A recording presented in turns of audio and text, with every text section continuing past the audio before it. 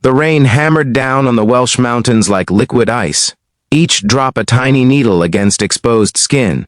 Somewhere in the darkness of the Brecon Beacons, a group of elite American soldiers trudged forward, their Bergen rucksacks weighing them down like anchors.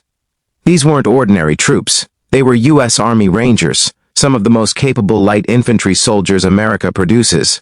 Yet here, in the unforgiving wilderness of Wales, they were being systematically broken down by a selection process that cared nothing for their impressive resumes. This is the story of what happens when America's elite meet Britain's crucible of pain, and why some of the most highly trained soldiers in the world discovered that their training, pride, and determination still weren't enough. The Rangers arrive. The U.S. Army Rangers represent one of America's premier light infantry units, tracing their lineage back to colonial times and formalized during World War II. Modern Rangers complete the grueling 61-day Ranger School, widely considered one of the toughest leadership courses in the U.S. military.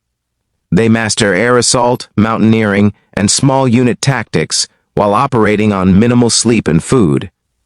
Ranger battalions conduct direct action raids, airfield seizures, and special reconnaissance missions worldwide. When a small group of Rangers arrived at the British selection course, likely as part of an exchange program or partnership initiative, they came with swagger earned through years of punishing training. They'd survived the Ranger indoctrination program, earned their tan berets, and proven themselves in combat deployments. Some had served multiple tours in Afghanistan and Iraq. They were fit, motivated, and confident. They had no idea what was coming.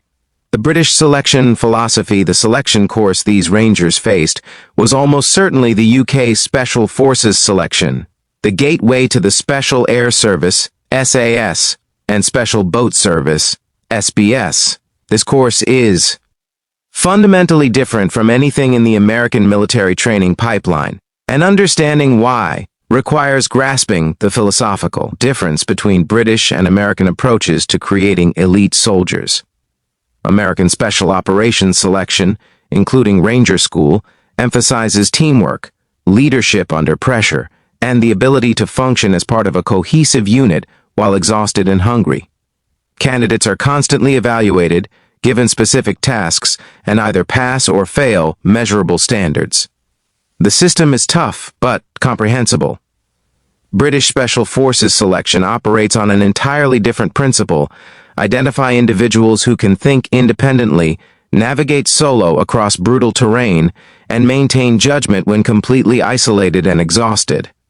There's minimal instruction, little encouragement, and almost no indication of whether you're meeting standards until you've either passed or been quietly told to leave. The course begins with fitness tests, then moves into the hills phase where candidates navigate alone across the Brecon Beacons carrying progressively heavier loads over longer distances with tighter time requirements. The final march, known as endurance, covers 40 miles across some of Britain's most unforgiving terrain while carrying a 55-pound Bergen, and must be completed in under 20 hours. But it's not just physical. Candidates receive only grid references and must navigate using map and compass, planning their own routes while instructors watch silently, offering no guidance or encouragement. After the hills phase comes jungle training, resistance to interrogation exercises, and continuation training. The entire process can take 6 months to a year, and typically sees pass rates below 10%. Where the Rangers struggled, the Rangers' problems began almost immediately, but not with the physical demands. These were exceptionally fit soldiers who could ruck march for days. The issue was more subtle and more profound. The Independence problem. Rangers are trained to operate as part of a team with clear chains of command and specific missions. British selection deliberately isolates candidates, forcing them to make every decision alone. There's no team leader to follow, no battle buddy to share the suffering, no clear feedback on performance. For soldiers conditioned to thrive in structured environments, this psychological isolation proved devastating. One former American candidate at a similar UK selection course later described the experience as more mentally challenging than anything I'd encountered, including combat. You're completely alone with your thoughts, your doubts, and your pain, and nobody is going to tell you if you're doing well or about to fail. The Navigation Challenge American military land navigation training is thorough, but British selection takes it to an extreme level. The Brecon beacons are deliberately chosen for their difficulty. Featureless ridgelines, treacherous bogs, thick fog that can reduce visibility to meters, and terrain that looks identical in every direction. Rangers train to navigate, but typically with GPS backup, clearer terrain, and as part of units. British selection requires navigating with only map and compass across terrain specifically designed to punish navigation errors, often in complete darkness or thick fog. A wrong turn might add miles to an already brutal march, and there's no one to ask for help. Several Rangers reportedly made critical navigation errors that cost them hours, arriving at checkpoints exhausted and behind schedule. In British selection, this doesn't earn you sympathy or a second chance. It earns you a quiet conversation and a trip back to your regular unit. The pace calculation dilemma. Perhaps the most insidious aspect of British selection is that candidates must calculate their own pace and route to meet time requirements that are never explicitly stated. You're given a distance, terrain, and a time window, and you must figure out whether your planned route and pace will get you there in time. Rangers are accustomed to being given clear standards. Complete this march at this pace with this load in this time. British selection requires you to be your own taskmaster, pushing yourself hard enough to meet standards you can only guess at, but not so hard you break yourself before the finish. Some Rangers reportedly pushed too hard early, burning out before completing the course. Others were too conservative, failing to meet the unstated time requirements. Finding that balance requires a kind of self-knowledge and pacing discipline that's difficult to develop quickly. The weather factor the Brecon beacons are notoriously miserable. While American training environments can be harsh, swamps of Georgia, mountains of Dahlonega, deserts of the Southwest, the Welsh mountains offer a special kind of suffering. The Rangers likely faced constant rain, temperatures hovering just above freezing, and wind that cuts through multiple layers of clothing. The terrain is boggy, soaking boots within minutes. Hypothermia is a constant risk. The weather can change from merely unpleasant to life-threatening within hours. One significant factor, American military training typically includes better support infrastructure. Even in Ranger schools' harsh conditions, there are safety nets, medical oversight, and equipment designed to prevent serious cold weather injuries. British selection deliberately operates with minimal support, requiring candidates to manage their own welfare in conditions that can genuinely kill the unprepared or unlucky. For Rangers accustomed to tough but supervised training environments, the combination of harsh conditions and minimal safety oversight added another layer of psychological pressure. The breaking point reports suggest most of the Rangers who attempted British selection withdrew or were removed during the Hills phase, before reaching jungle training or continuation. Some reportedly suffered injuries, stress fractures, severe blisters, or cold weather injuries. Others simply couldn't maintain the required pace across the terrain. A few recognized they weren't going to meet the standards and withdrew voluntarily rather than face removal. This isn't a reflection of weakness. British selection breaks most candidates who attempt it, including British soldiers from elite units like the Parachute Regiment and Royal Marine Commandos. The course is specifically designed to find the tiny percentage of individuals who possess an unusual combination of physical fitness, mental toughness, navigation skill, and independent judgment. What made the Rangers' failure notable wasn't that they failed. That's the expected outcome for most candidates. What made it significant was that these were already elite soldiers from one of the most respected units in the American military, and they still weren't prepared for what British selection demanded. Different philosophies, different results. The Rangers' experience at British selection highlights a fundamental truth about elite military units.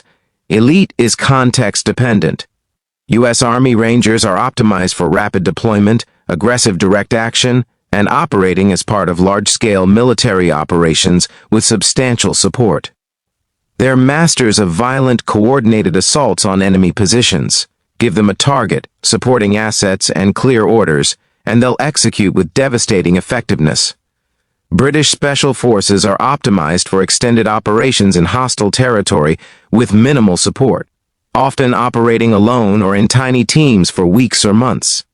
They're masters of independence, improvisation, and achieving objectives through stealth and patience, rather than overwhelming force. Neither approach is superior in absolute terms. They serve different strategic needs. America's military doctrine emphasizes projecting overwhelming force globally with sophisticated logistics. British doctrine, shaped by centuries of imperial policing and recent experience in Northern Ireland and elsewhere, emphasizes small teams achieving strategic effects with minimal footprint. The Rangers didn't fail because they were inadequate soldiers. They failed because British selection specifically tests for qualities that American military training doesn't emphasize to the same degree: extreme independence, comfort with ambiguity, and the ability to push yourself without external motivation or clear feedback. Lessons learned: the Rangers who attempted British selection and failed likely learned valuable lessons. Several principles emerged from their experience. Humility in the face of different standards. Being elite in one context doesn't guarantee success in another. The qualities that make someone an excellent Ranger don't automatically translate to succeeding at SAS, SBS selection. The value of independent navigation. American GPS-dependent navigation, while effective, can leave soldiers vulnerable when forced to rely solely on map and compass in truly challenging terrain. Mental resilience requires different training. The psychological pressure of isolation and ambiguity requires a kind of mental conditioning that differs from the stress of Ranger schools' team-based challenges. Respect for Allied forces. The experience likely gave these Rangers enormous respect for British special operators who passed this selection. Understanding how difficult it is creates appreciation for those who succeeded. The broader context. It's worth noting that exchange programs work both ways. British soldiers have attempted American Special Operations selection courses and training programs, and they don't always succeed either. U.S. Navy SEAL Training's Hell Week has broken Royal Marine Commandos. Army Special Forces assessment and selection has eliminated British paratroopers. Each nation's selection process reflects its strategic needs, military culture, and the specific demands of the missions these units will conduct. The fact that elite soldiers from one nation struggle with another nation's selection isn't a sign of weakness. It's evidence that these courses are actually testing different attributes. Moreover, many Rangers and other American Special Operations personnel have subsequently completed British courses after learning from initial attempts. The experience of failure, combined with understanding what British selection actually tests for, has allowed some to return and succeed. Conclusion. Different paths to excellence. The story of U.S. Army Rangers failing British Special Forces selection isn't a tale of American inadequacy or British superiority. It's a story about how different military traditions create different kinds of excellence. Rangers are trained to be aggressive, coordinated, and effective as part of large-scale operations. They excel at rapid deployment, overwhelming violence of action, and achieving objectives through superior firepower and tactics. In their element, they're devastating. British Special Forces are trained to be independent, patient, and effective while isolated from support. They excel at long-duration operations, minimal footprint missions, and achieving objectives through stealth and intelligence rather than firepower. In their element, they're equally devastating. The Rangers who attempted British selection discovered that their considerable skills, fitness, and combat experience still weren't enough to overcome a selection process designed to identify qualities they hadn't specifically trained. It's a humbling lesson, but also a valuable one. There are always higher mountains to climb, harder tests to face, and new ways to be challenged. For the British instructors, who watched these elite American soldiers struggle and ultimately fail, there was likely no satisfaction or sense of superiority, only the cold calculus of a selection process that must maintain its brutal standards, regardless of who attempts it. The Brecon Beacons don't care about your resume, your combat deployments, or your nation of origin. The mountains test everyone equally, and most are found wanting. In the end, both the Rangers and the British Special Forces they attempted to join served the same ultimate purpose: defending democratic values and protecting innocence from those who would do them harm. The fact that they achieve this through different methods, with different selection processes and training philosophies, makes coalition operations richer and more effective. Each brings unique capabilities to the fight. The Rangers who failed British selection returned to their units with new perspective, hard-won respect for their British counterparts, and perhaps a slightly more humble appreciation of just how many different ways there are to test human limits.